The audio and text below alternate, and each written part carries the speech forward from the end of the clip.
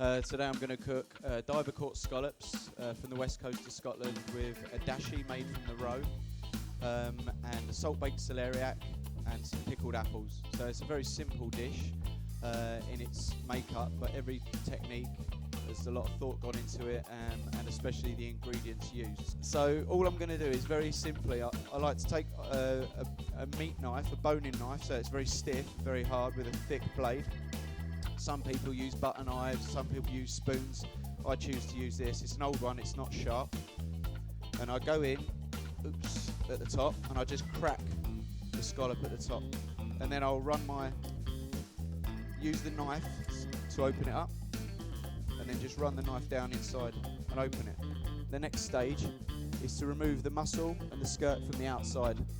So put your thumb in to divide the muscle, run it round the scallop, pop it out, keeping it as whole as possible. So I'm not going to put any fat into my dashi. I'm just going to empty my scallop roe straight into the pressure cooker. You can hear a bit of screeching there. Water's going to get drawn out of those. The water's going to get drawn out of those as we cook. I'm going to get a little bit of colour on them. That's it. Because I want them to caramelise, because these are wonderfully sweet ingredient. And I'm going to add my aromats at this stage so that they start to cook as well. So what I'm going to do really simply is bring that to the boil. Peel my apple. So, sorry, this has just come up to pressure now. What amazing, this stove's brilliant. Just while Russell's doing that, if you want to see the dishes, just to give his video a plug, if you go onto our YouTube channel, just YouTube/Stuff Canteen, search Russell's name, you'll see the 3 dishes he cooked for National Chef of the Year this year.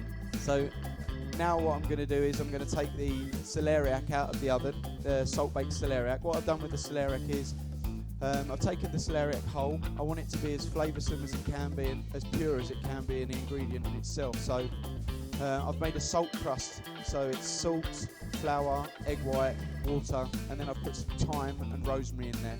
Now I cooked this earlier in the Rationale oven, and then basically I've just left it in there to keep warm for you guys now. So I'm going to take that out of the oven. Okay, so I've taken the celeriac out of the shell now, out of the crust.